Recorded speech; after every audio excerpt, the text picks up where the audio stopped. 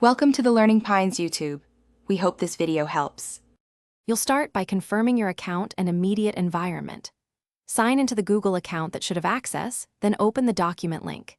If you hit a permissions prompt, check the file owner and link sharing, request access if needed.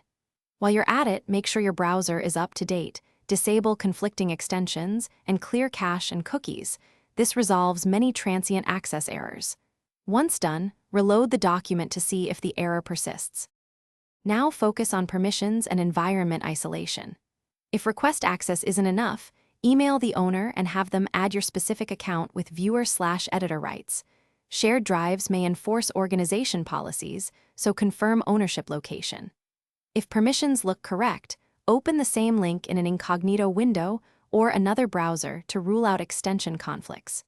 Make sure Google Workspace admins haven't blocked external sharing. Finish by trying alternative access paths and system-level resets.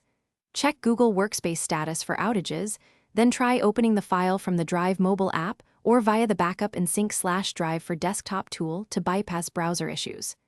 If multiple accounts are signed in, sign out everywhere and sign into the single account that owns or is shared the file. This clears account confusion.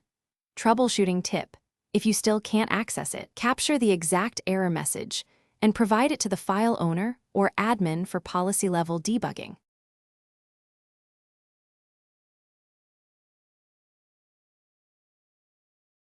Thanks for watching. Consider subscribing if we helped you.